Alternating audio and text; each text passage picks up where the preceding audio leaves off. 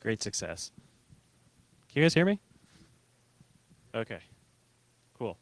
Well, I'm Adam Murphy, the automation lead for the automation lead for the security team at One Medical.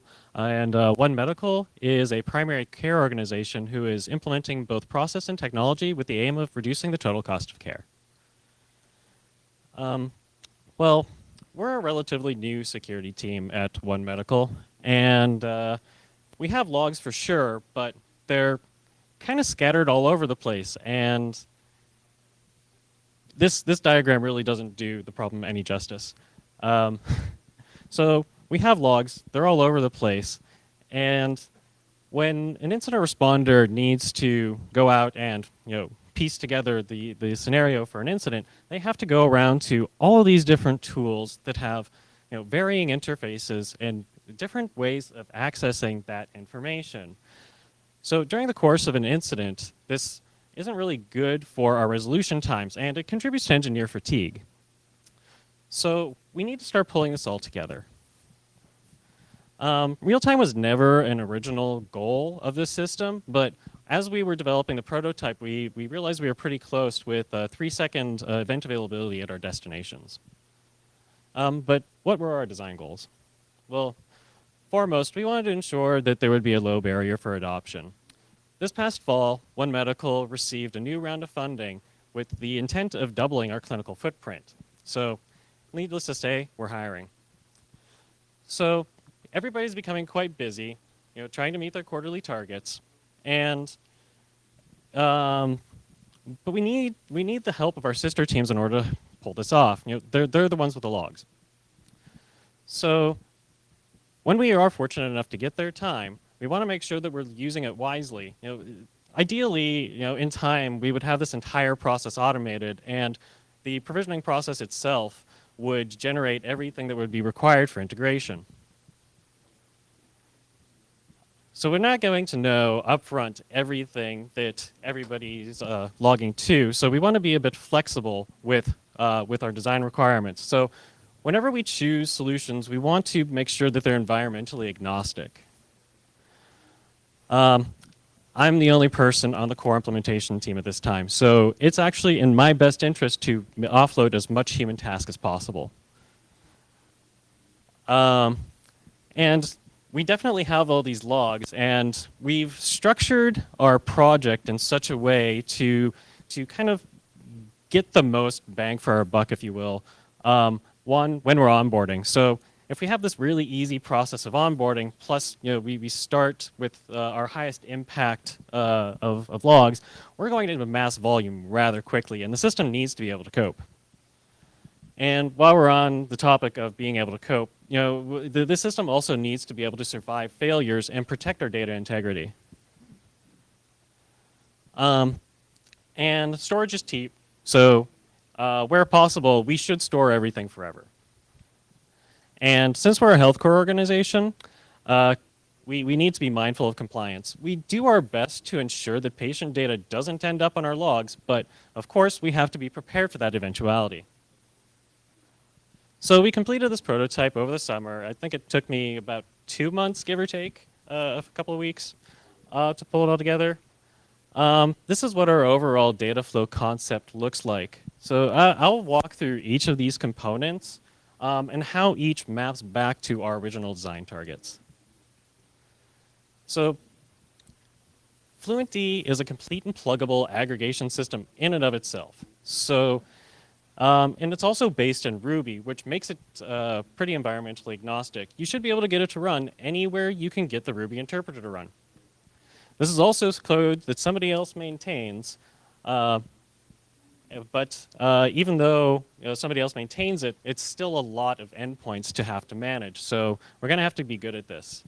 Now, Treasure Data, the producers of the Fluentd software, they generate packages for Windows, Red Hat, and Debian bases. They have Docker containers, and it's also available as a Ruby gem. The plugins for Fluentd are available as Ruby gems themselves, and the out Kinesis plugin for by AWS Labs is one of them. So Fluentd will buffer and retry by default should upstream connectivity be lost. Um, and it's also highly configurable. It can parse most log types just by default, but in case you run into this custom scenario, you can also use regular expression labels, which is the syntax that they use for transformation. And being highly configurable, a system only has so many resources available to it. So it is possible to configure Fluentd into a situation where it would overrun those resources, causing an entire system to lose its mind. So, but since Fluent is highly configurable, there are a lot of options to be able to mitigate these risks. So Fluentd also allows us to get into our base message object. So we're going from our unstructured data into our semi-structured data. And our system only requires it upload 4 tags to be in our JSON object.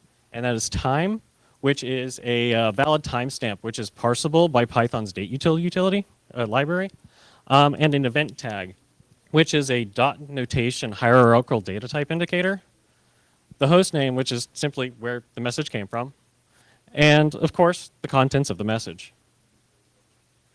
So let's revisit the diagram just once more so we know where we're at.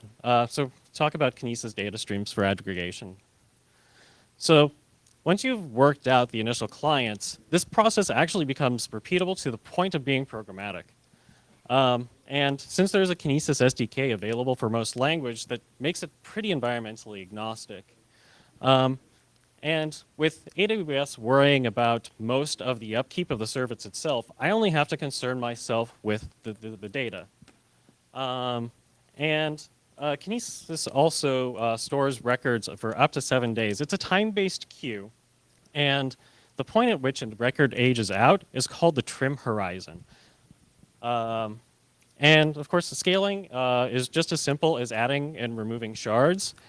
This actually pairs up incredibly nicely with Lambda, which we'll go over more in just a minute. But as you're doing all this, you need to be mindful of how much data you're actually putting in your streams. One of the things you have to be worried about is your throughput limits. And once you start triggering throughput limit errors, it becomes a little bit hopeless. So you want to make sure that your consumers and producers are self-regulating.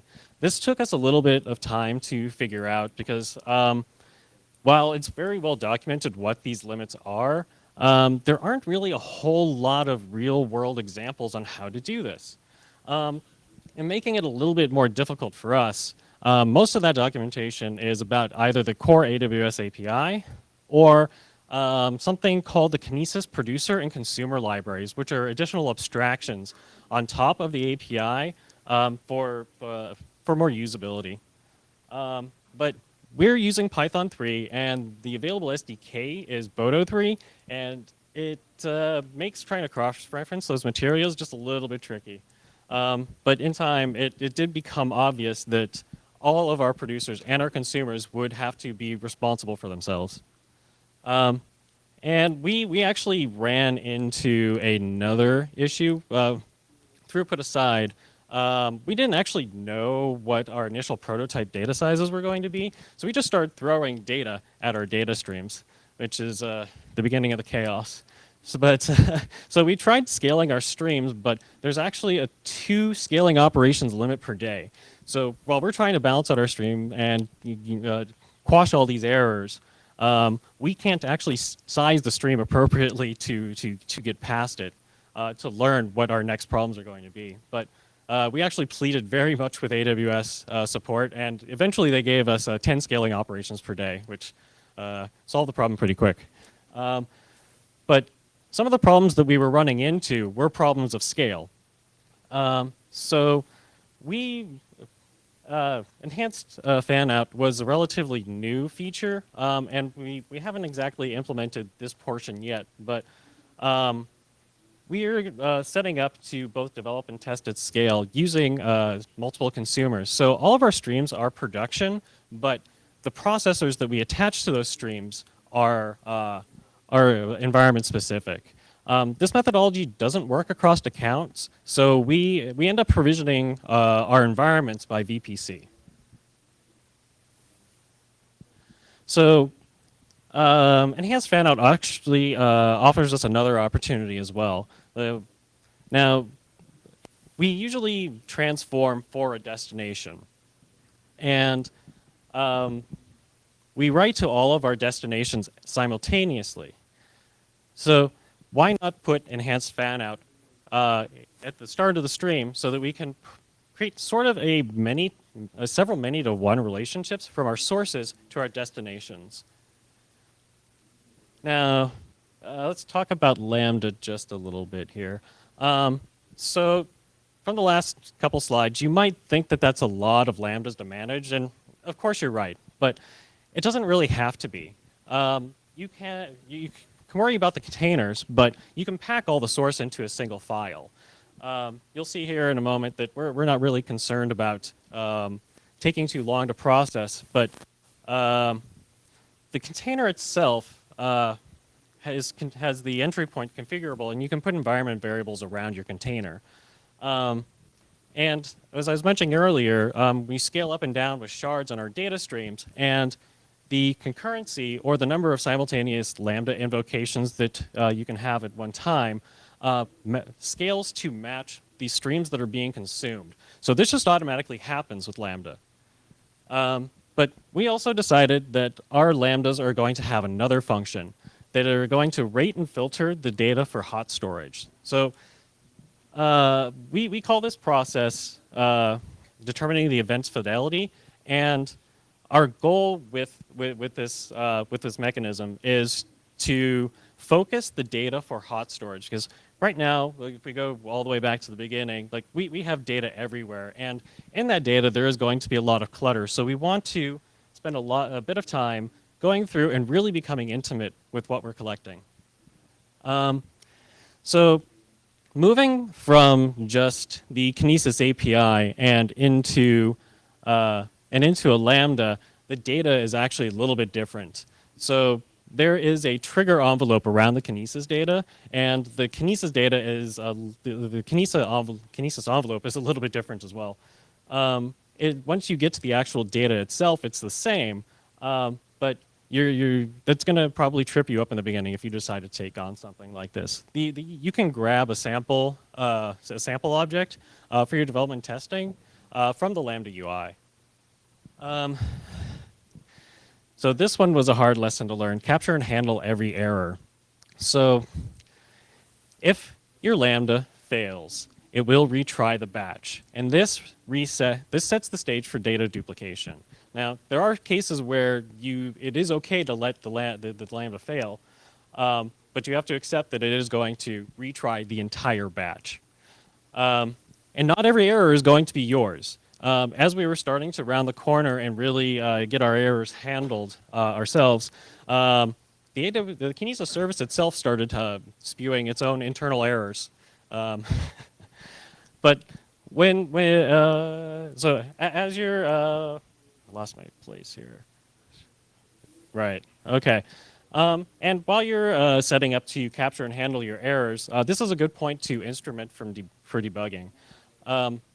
You're not going to you're going to want to know what's happening inside your Lambda, and AWS, unfortunately, is very little help. So you can get some very high-level metrics, but if you want the detailed information about what's going on inside your function, you're going to need to provide that yourself. And also, the Lambda's execution role is going to need to be updated to allow interaction with services like CloudWatch to help collect these logs and metrics.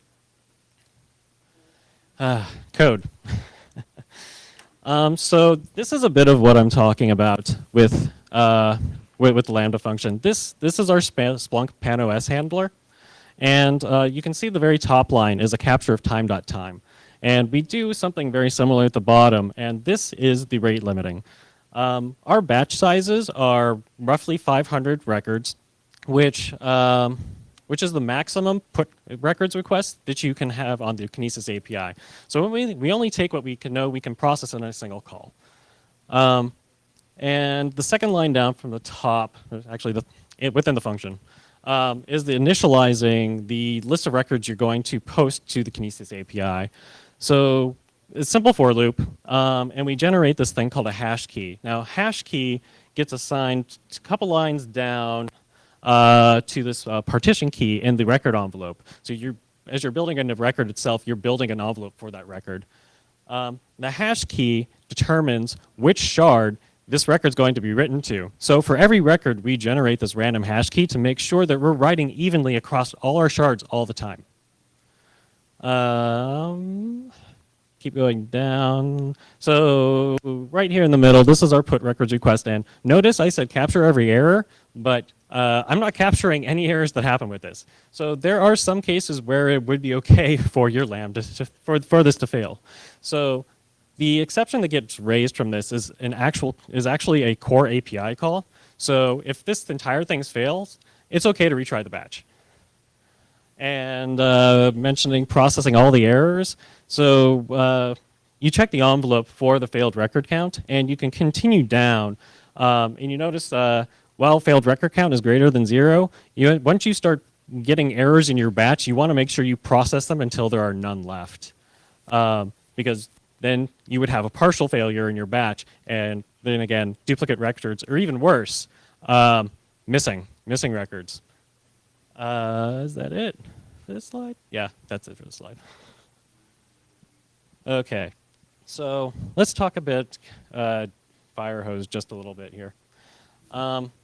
So Firehose scales automatically for the data size, and it simplifies the delivery to destinations, which is why we're considering it. The delivery stream consumers tend to be more adaptable to scaling operations as well. We didn't initially explore this because being in healthcare, go back to the beginning, HIPAA is a thing. So in healthcare, if you have external services that you need to be secure, they need to be wrapped in something called a business associate agreement, or a BAA. And AWS is actually starting to get really good at this, but not everything is on it. Data Firehose was added to the BAA just ahead of reInvent this past year. So now we're starting to look into it. And although we know we just sort of built our own, it makes sense for us to pivot and try to work it in, because we still have a lot of destination issues, and the promise of Firehose sets us up for a better success in, and also reduces my overhead. It also sets the stage for other destinations. So right now, we're just posting to S3 and into Splunk, but this also sets the stage for Elastic MapReduce, Athena, and Elasticsearch as additional tools for our incident responders. And the ETL is still in a Lambda, and it still works the same as in the data streams model, but they make the association directly with the Firehose interfaces instead of setting up the Lambda triggers manually. So from our exercise, if I had to boil this down in just a few data points, I would say that Fluentd onboards clients fairly easily. This is why it was made such a big, made such sense for us for our initial onboarding targets. We're standing up like HTTP endpoints, syslog endpoints, Fluent forwarder endpoints, because this is how we can get the bulk of our data the quickest. Is just making sure that it's just point and go. So data streams, they provide both a reliable transport and a short-term secure storage. One thing I didn't mention earlier is that about the data streams is that it's pretty much like Kafka. So those records do get written to disk, and that storage is encrypted, which makes it even more ideal for this situation. Those producers and consumers definitely need to self-regulate. This was actually one of the biggest time sinks for us, was getting this regulation settled. And of course, handle all your errors and instrument for inspection. This is actually a pretty big undertaking, and starting from nothing or aggregating nothing has allowed us an opportunity to take on a project like this. And what this really is, and some of you may recognize this. This is the beginning of our data science platform. And for those of you who have taken on data science projects, you know that the bulk of what you're fighting is both getting your data and getting it into the right form so that you can feed it into your models. And with that, I will open up for questions.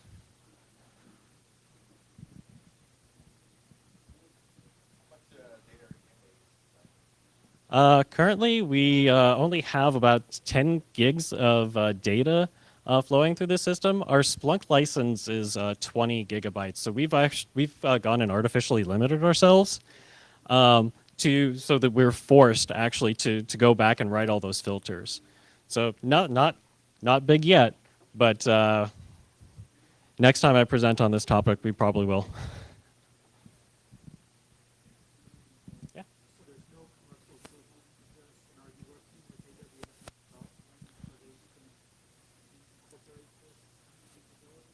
The question is, are we working with anybody corporate, specifically AWS?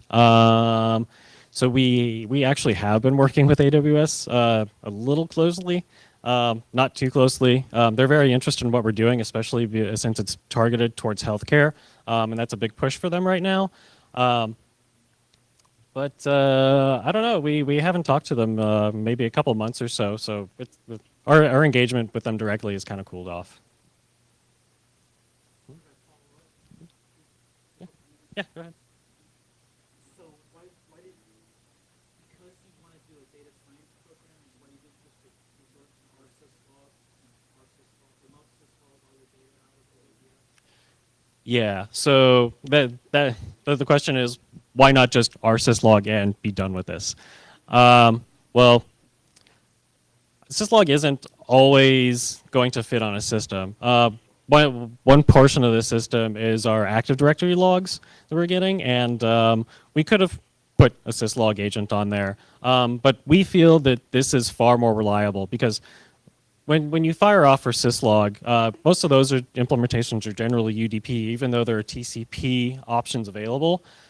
So you're right there at the emit. You're setting yourself up for data loss. So we figured that, sure, we can set up syslog endpoints, but let's try and minimize those unreliable passes so that we can, again, protect that data integrity and not be missing any of our data. Yeah. That it. All right. Thank you.